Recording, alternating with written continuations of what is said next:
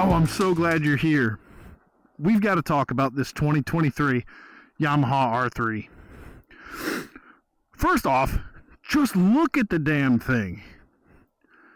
This is one of the best looking bikes I've seen in person in a while. And I think most of that is due to the color. This color is absolutely gorgeous. Yamaha, please, make more bikes this color. You can also see that I matched today. Yeah, I'm a nerd, so that is what it is.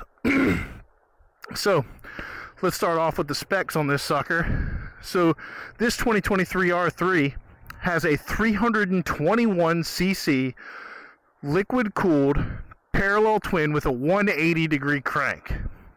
So, because it has the 180-degree crank, it's not going to sound as good as a bike with a 270-degree crank in it, but I think you'll find this doesn't sound bad, especially with this M4 exhaust on it that's been added. Normally, I'm not a big fan of loud exhausts, but I'll have to say this one sounds okay. It's not bad. So this R3 has 41 horsepower and 22 pounds of torque. I know that doesn't sound like a lot, and it's really not.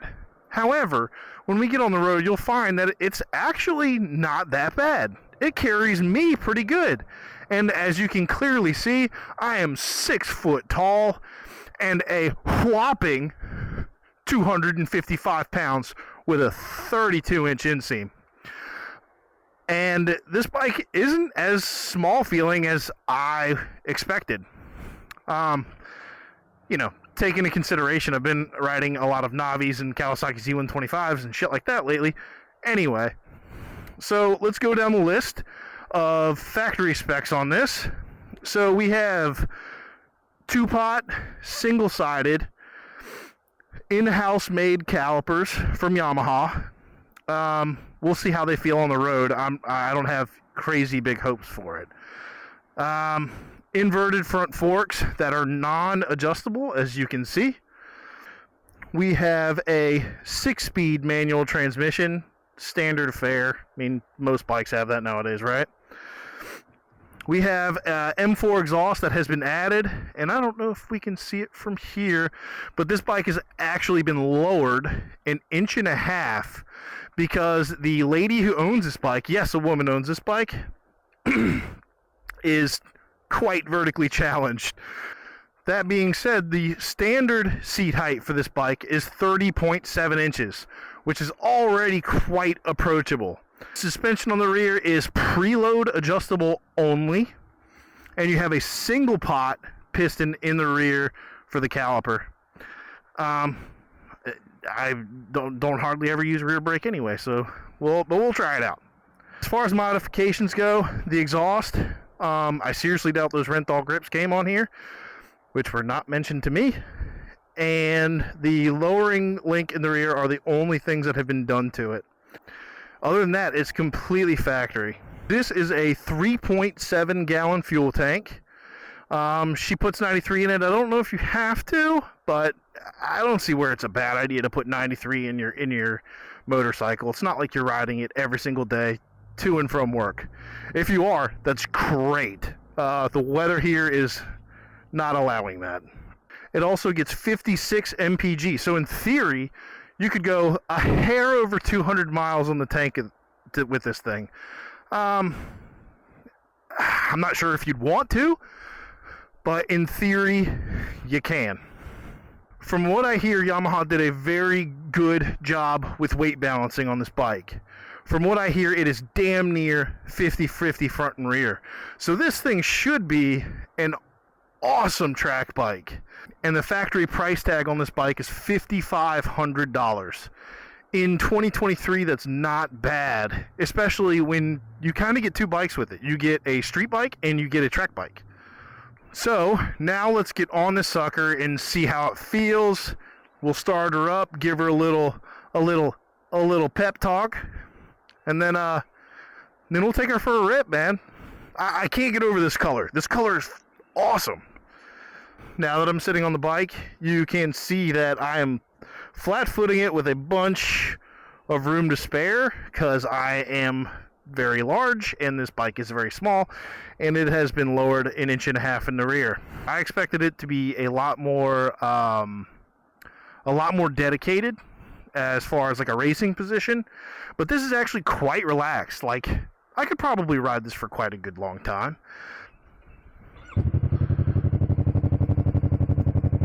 Oh yeah, that 180-degree crank, it's doing its thing.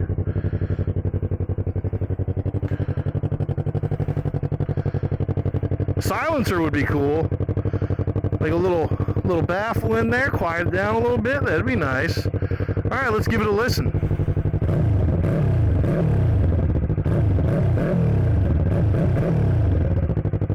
Not bad. Not bad. Oh, you can also see that this was made in Indonesia. I wrote notes for myself, so hopefully I won't forget anything. Because I know on a lot of my videos I be forgetting shit and mixing shit up, and like on my bike I said it was a 45-degree V-twin. It's actually a 75. And let's go. So put it in first. Clutch feels pretty good, and this is kind of awkward that I've never noticed on anything before. No throttle whatsoever. You start letting off the clutch, it'll rev it up for you a little bit. You see that? Is it doing that so I won't stall it? I don't know. All right, let's give this thing a rip, shall we? All right, let's roll. We're starting in second. Well, it'll start in second.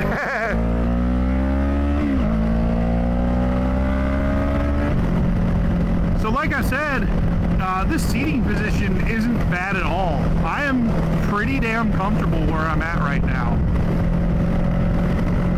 My hands are in a pretty good spot. Like, I could do this for, you know, a little while.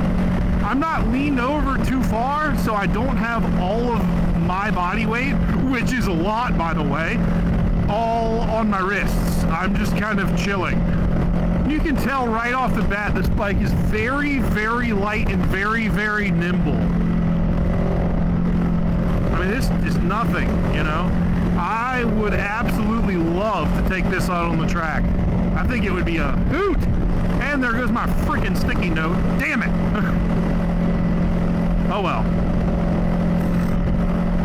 Alright, we're going to take our right, and we're going to go to our curvy section, because we don't call it twisty because it's not that damn twisty, but it is curvy, and it's fun to ride on. So that's where we'll take this sucker. One thing I would definitely like to see get added on this bike eventually is a quick turn throttle, because it, like, so this is closed. You have to go way over there to be full throttle.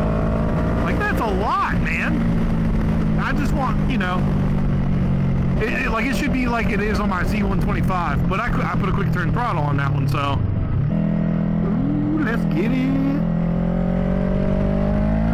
All right, coming into these turny bits. Dominus, ominous, all that junk. Pay respects. Oh yeah, this is where this bike's at home. Absolutely.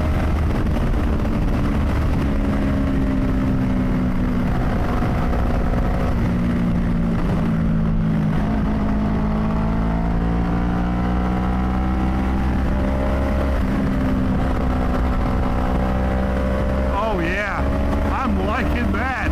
Oh, it is good. It's good. It's good. It's good. It's very good on the on the curvy section, which is not a surprise. I mean, it's an R3. It is a sport bike at heart. It's light. It's nimble. 50-50 weight distribution. I mean, obviously, the suspension could be better set up for me because I'm a big dude, as we all know. But it feels very natural going into the curvy bits. The seat is quite more comfortable than I expected. Like, it's really not bad. I really like the addition of these Renthal grips. They're right comfy. I prefer Domino, but these are good too. you know what? I like this bike quite a bit. I'm not gonna lie, like this bike makes me kind of want a small sport bike. However, so the only other small CC sport bike that I've ridden was a KTM RC390, and that bike was insanely dedicated. Like, I rode it for 10 minutes and was uncomfortable. Just because, like, my ass was so high in the air, my hands were so far forward and down.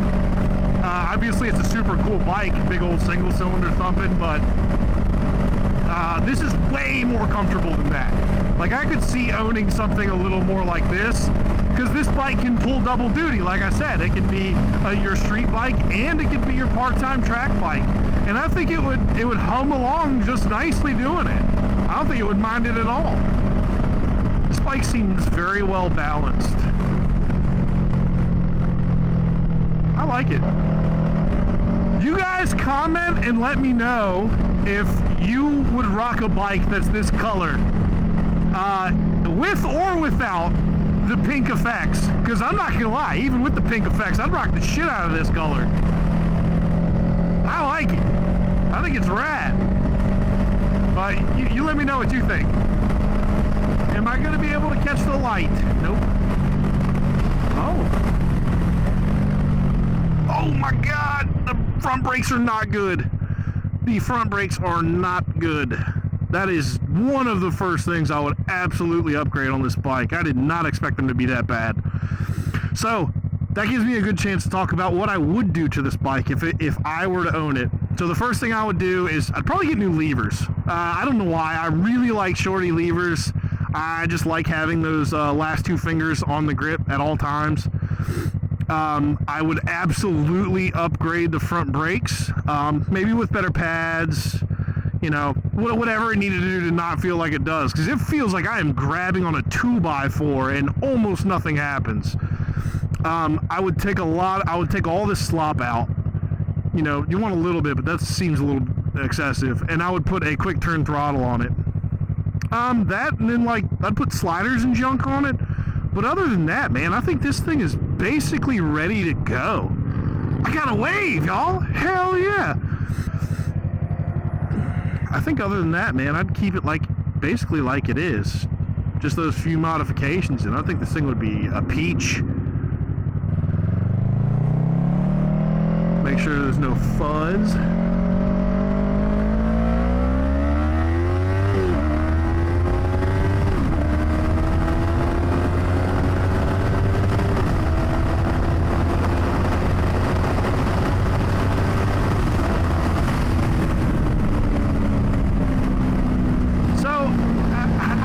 Not as bad as I expected, to be honest. With only 41 horsepower, it doesn't do bad. My wife had a Duke 390, and this feels kind of better than that did, but that was before its first service. For unforeseen reasons, it never got to its first service, so it never got the updated tune. However, anyway, this feels better than that did. Power feels good. It's very linear. Like, there never comes a point where it's, you know, the power comes on and it's, you know, nothing like that. It's very linear. Makes power all the way down. You know, well, it kind of dies on its face around 9,000 RPMs, but, you know, whatever. It's also a 321cc parallel twin pushing a 255-pound dude, so it's not going to be, like, super, super torquey and fast. Ooh, I should probably downshift, huh? I was having too much fun doing my little jig. I'm sure a lot of people are looking at small CC bikes thinking, well, can I go on the highway with that? Yes, but well, we'll see in a second, but I think yes, but with a caveat. So we'll see what that is here in a second, because we are coming up on that highway. And right now we're about at the point where I talk about the dash. We all know I don't like digital dashes, and this is the slide bar that I was talking about that I absolutely cannot stand. Give me analog every win any day. I want to see a needle. I don't like the S2000 thing. That's not for me. However, I do really appreciate the gear indicator. And I probably appreciate it because I don't think I've ever had a bike that had a gear indicator. Ooh, let's see how it does on this entrance ramp to the Keyway right here.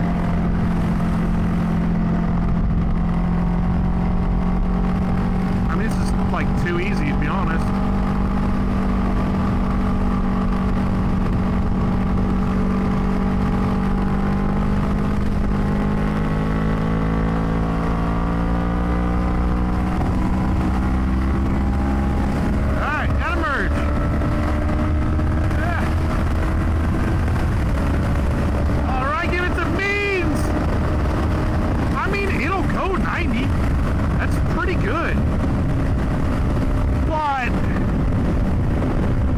At 75 miles an hour, we're hitting 8,000 RPMs. Like, I think that's the caveat.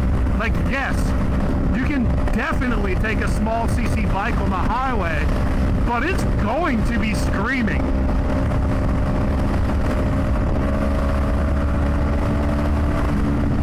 Ooh, backfire, I like it. Pow pow!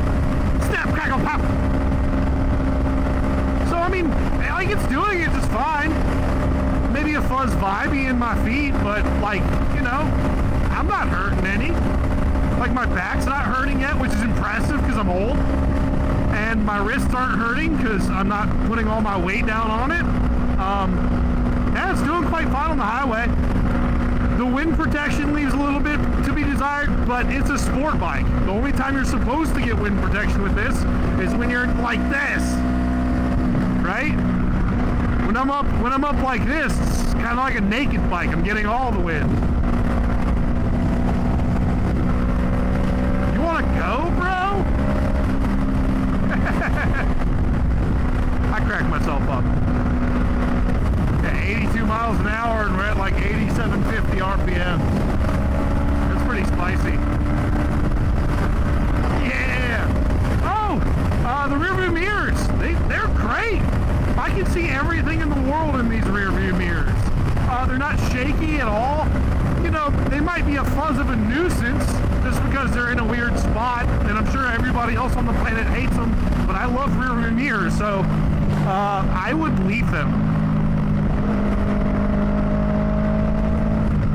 I like them. Screw it.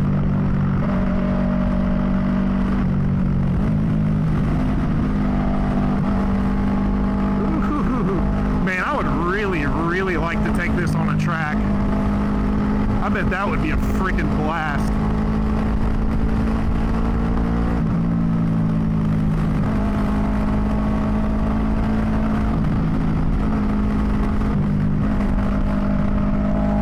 This is what I need to take to a track. My 990, I'm sure, isn't good for my health.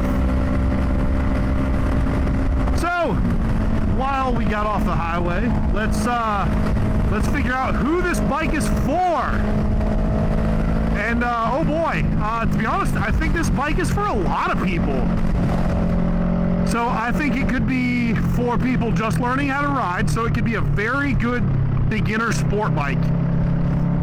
And it could also be for people of a short stature, because it's a, you know, pretty small seat height. This bike could also be for, I mean, honestly, anyone who wants to get started at the track and needs a good bike for it, because, you know, it's a freaking Yamaha. You know it's going to be reliable. Anytime you can have more than one purpose for a motorcycle, I am all about it. Like ADV bikes, dope. Track street bikes, dope. Let's get into our ranking system that we developed a short time ago. And hopefully I'll be able to put it up on the screen. If not, I'll make a video about all of them later. So anyway, aesthetics, we'll call it an 8. We'll call it an 8. How about fun factor? Alright, so this is going to be pretty large because this bike is very fun. So I'll have to give this bike a 7 for fun factor. It would be a little higher if it had a little more power. But just being a small CC bike, it is very fun and it has multiple uses, and it's, yeah, I'm going with a 7. How about practicality? So practicality for this bike, day to day it's not very practical, I guess. There's no storage. I think my lower back would hurt after a very long ride. And there's nothing that gives it any practicality, really. So for that, I'll give it a 3. Versatility is going to be pretty good, however, because, like I said, it can pull double duty. So it can be a very good, reliable, cool street bike, and it can also be your track toy. So for that, I'll give it a 6 for versatility, because that's pretty awesome. And so how about overall? Overall, I'm going for a 6.5. Just because, you know, if it was a little bigger and had a little bit more power, it would just suit my big old self a little better. Other than that, I mean, I think it's a great bike. It's fun, versatile. Maybe we can do it here. Let's see if we can do it. Oh yeah. All right, so from a stop. That's full throttle. And we'll stop. I mean, it stops when you want it to stop, but the brake does not feel good. Oh, here's another little curvy section for us.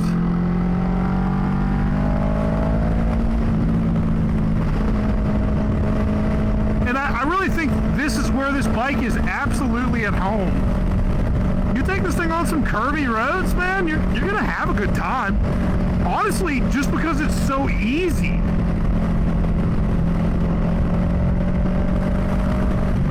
Like, you don't even have to think about it. It's just absolutely point and click. It has ESPN. It can read my mind.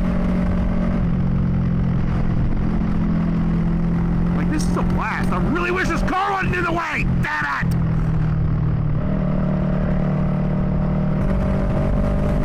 I actually like this bike enough that I would actually like to keep riding it. However, this video does have to end at some point. I try not to make them too freaking long for you guys. All 4 of you that watch.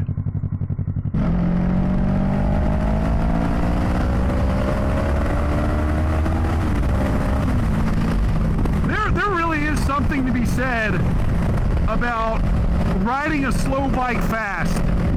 Because it is a blast, especially on the street. Like, when I'm on my KTM 990 SMT, I can get in a lot of trouble very quickly. So I don't do a lot of stupid shit. Because it's fast. It's a quick bike. But this, and, you know, bikes like it, my Z125, a Grom, what have you, Papio, whatever. You can just rip all day long. You can rip it at all times, and you're having a blast because you're ripping it, and there's something to be said about that. There just is. So, let me know down in the comments if you have a small displacement bike, and also let me know when you plan on upgrading, if you plan on upgrading, because really, as long as you want a track toy, you can keep this thing for quite a while anyway, I think. Thumbs up in my book. So, this is where I'm going to have to say to all 2 of you people, sayonara, smell you later. I'll see you on the next one, if you will have me. Bye! your shoulder.